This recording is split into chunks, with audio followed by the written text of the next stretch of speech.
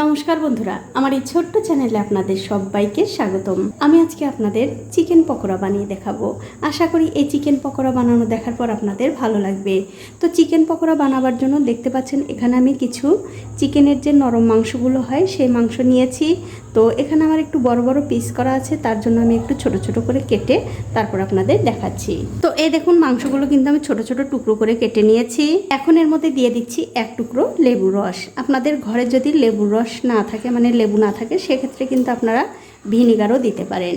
তার সাথে দিয়ে দেব স্বাদ মতো নুন, হাফ চামচ গোলমরিচের গুঁড়ো, 1 চামচ লঙ্কার গুঁড়ো, 1 চামচ জিরার গুঁড়ো, 1 চামচ ধনিয়ার গুঁড়ো, 1 চামচ আদার কাঁচা লঙ্কা বাটা, 1 চামচ রসুন বাটা, দিয়ে দিলাম একটা পেঁয়াজ বাটা, 2 চামচ দিয়ে দেব টমেটো সস।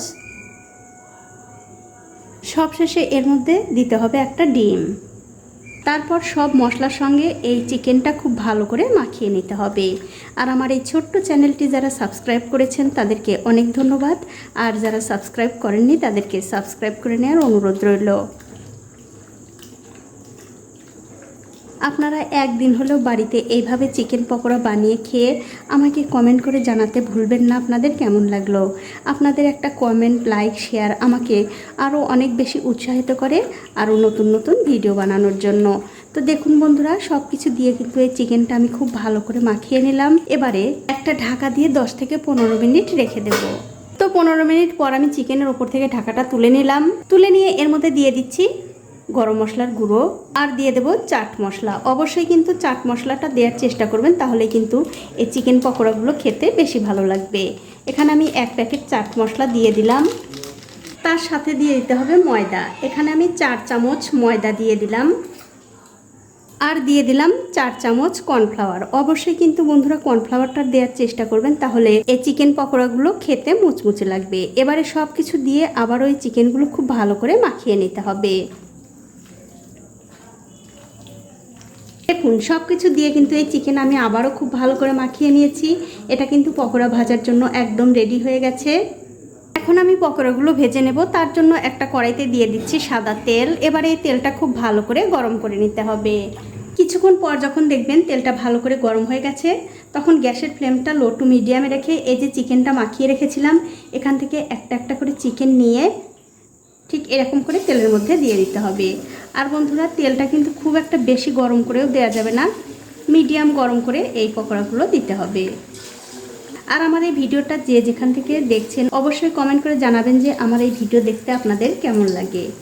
তো এই দেখুন একসঙ্গে কিন্তু আমি অনেকগুলো পকোড়া দিয়ে দিলাম, মানে চিকেন দিয়ে দিলাম। এবারে আস্তে আস্তে উল্টে পাল্টে খুব ভালো করে এই পকোড়াগুলো ভেজে নিতে হবে। তো পকোড়াগুলো দেওয়ার মিনিট খানেক পর যখন দেখবেন এই পকোড়াগুলোর এক দিকটা হয়ে গেছে, তখন অন্য দিকটা উল্টে দিতে হবে। আর এরকম করে উল্টে পাল্টে কিন্তু একটু ভালো করে লাল লাল করে ভেজে নিতে হবে। আর অবশ্যই কিন্তু বন্ধুরা একটু সময় নিয়ে ভাজবেন, তাহলে চিকেনের ভেতরটা পর্যন্ত কিন্তু খুব ভালো করে সেদ্ধ হয়ে যাবে। দেখুন সবগুলো পকোড়া কিন্তু আমি উল্টে দিলাম, আর এরকম উল্টে পাল্টে আরও বেশ কিছুক্ষণ আমি ভেজে নেব। তবে গ্যাসের ফ্লেমটা কিন্তু অবশ্যই লো টু মিডিয়ামে রেখেই এই পকোড়াগুলো ভাজতে হবে। তো এই দেখুন গ্যাসের ফ্লেমটা মিডিয়ামে রেখে 4-5 মিনিট সময় ধরে এই পকোড়াগুলো কিন্তু আমি খুব ভালো করে ভেজে নিয়েছি। দেখতেই পাচ্ছেন পকোড়াগুলো কিন্তু খুব সুন্দরভাবে ভাজা হয়ে গেছে। এখন এই পকোড়াগুলো আমি তুলে নিচ্ছি।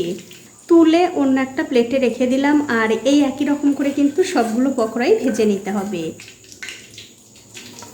তো এই দেখুন বন্ধুরা এক এক করে কিন্তু আমি সবগুলো পকোড়াই ভেজে নিয়েছি। এখন আমি আপনাদের একটা পকোড়া ভেঙেও দেখাচ্ছি কতটা সুন্দর হয়েছে। দেখুন ভেতরটা কিন্তু একদম নরম তুলতুলে, আপনারা মুখে দিলেই বুঝতে পারবেন যে এই পকোড়াগুলো খেতে কত ভালো হয়েছে। এখন এই পকোড়াগুলো যখন আপনারা পরিবেশন করবেন তখন কিন্তু অবশ্যই একটুখানি পেঁয়াজ কুচি আর এরকম একটু টমেটো সস দিয়ে পরিবেশন করবেন, খেতে কিন্তু দুর্দান্ত হয়। তো বন্ধুরা আমার আজকের এই চিকেন পকোড়ার রেসিপিটা আপনাদের কেমন লেগেছে? যদি ভালো লেগেই থাকে অবশ্যই একটা লাইক, কমেন্ট আর শেয়ার করতে ভুলবেন না।